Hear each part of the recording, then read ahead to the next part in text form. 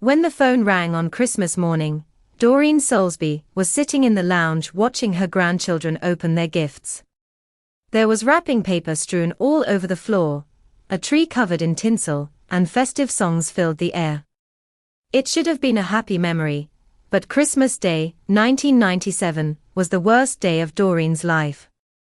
It was the day her daughter Joanne Tulip was murdered by a sadist. "I got a call from my ex-husband. It was like a bomb went off," explains Doreen, from Wall, Northumberland. "I just remember screaming and going ballistic." The three little kids were ushered away, because they didn't know what was up with Granny. She would soon learn her only daughter had been brutally murdered by farm worker Steven Ling, who stabbed her 60 times. Head raped her, carved swastikas and crosses into her body, and stabbed cigarettes on her. She was tortured, but it looked like he had been playing with her body, says Doreen. And now, nearly 27 years later, the loving mother is awaiting the results of his 5th parole hearing, which happened early this summer.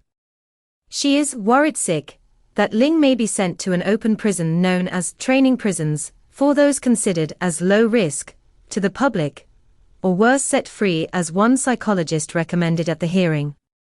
The judge didn't put the rape to trial because the murder was a greater offense, she explains. So, the result of that is he is not a convicted sex offender. Despite Ling admitting to rape, Doreen has been told he would not be monitored if he got out due to this oversight, and it is too late to charge him for sexual crimes. She is having sleepless nights because, although Ling's move to an open prison has already been blocked by previous Justice Secretaries Dominic Raab and Robert Buckland, Justice Secretary Shabana Mahmood has not responded to her letter. Ling's parole decision will be announced by September 9th. "I wrote to her as soon as the cabinet was announced, but she hasn't got back to me," says Doreen. "I also spoke with my local MP, who said he would raise it with her office. Justice for our daughters." Last year, an estimated 75 women in Britain were killed at home by their partner. They were mums, daughters, grands, sisters and friends. But in the eyes of the law, their murderers don't deserve the same punishment as a killer in the streets. Our demands: 1. Longer sentences for domestic abuse killers. Under current laws, if a murderer has brought a weapon to a scene with intent to kill, he or she would expect to be jailed for 25 years. However, if you kill someone with a weapon already at the scene, the starting point is 15 years. The law should be updated so these domestic violence killers receive 25 years too. 2. Longer sentences for murder by strangulation. A quarter of domestic homicides are by strangulation. The law should be updated so that when someone is fatally strangled, the method of killing is regarded as an aggravating factor and carries a longer sentence. 3. Domestic abuse specialists in 999 control rooms. For victims of domestic abuse to be given immediate access to trained specialists in police control rooms, in line with Labour's pledge. For domestic abusers to face manslaughter charges if victims take their own lives. Coercive control and abuse perpetrators should face legal consequences in line with the suffering they have caused. How to help? Add your name to the Coercive Control by Manslaughter petition by May 1st. Where to get help?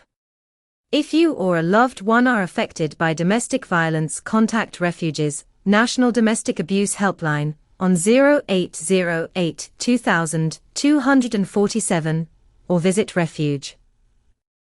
She explains that Mahmood's predecessor Alex Chalk was also very supportive, adding, "I'm confident that he would have blocked it." Labour have pledged to halve violence against women and girls during their time in office, but with prison overcrowding, Doreen is concerned that Ling, who a criminal profiler has said is someone who derives sexual pleasure from cutting flesh, will soon be walking the streets. This newspaper contacted the Ministry of Justice about Ling's case, but they declined to comment. However, Robert Buckland MP, who was Justice Secretary from 2019 to 2021, and blocked Ling's release to an open prison, told us he was surprised that there hadn't been any contact from the MOJ to Doreen. This person is a dangerous criminal, and while the parole board is independent and has to consider certain factors, the maximum reassurance should be given to the family, he said. Joanne was out with friends on Christmas Eve in Stamfordham, Northumberland, when she met Ling, then 23, who was described as a weirdo. The young hairdresser, who suffered from ME syndrome, was his opposite, kind, bubbly and caring. She was always smiling and laughing, explains her mother. When the pubs closed, the group walked home, and Joanne went to her house, where she started getting ready for bed, removing her jewelry and washing off her makeup. Ling arrived at her house and somehow convinced her to come outside to his home, where he lived with his fiancée, who had left early during the night out to stay with a relative. It was here that he violently killed her. He was stabbing and raping her at the same time. The knife broke, so he went downstairs and got another knife. He did carvings, swastikas, crosses and things. He used 2 knives straight down her torso, says her mother. People won't print the details of what he did, but I want them to know. Ling then burned the bed sheets and fled the scene in his car, which broke down on the A1. He was waving cars down for help, and a police car pulled in, explains Doreen. Ling was covered in blood and confessed to the police what he had done. He was jailed for life in 1998, and has since been denied parole 4 times. It was revealed in his hearing that he is preoccupied with sex and feels entitled to sex. He fantasizes about sex, sometimes graphically, according to Doreen. She is adamant he cannot be rehabilitated, and will be a danger if allowed out on the streets. He would kill again, and if he was put into an open prison. Has been banged up all these years. He has sex is on his mind the whole time. What will happen if he sees pretty girls walking down the street? She asks. Although she has hundreds of photographs of her beautiful daughter from happy times, there is one image that forever haunts Doreen, one of Joanne's face, when she went to identify her in the morgue.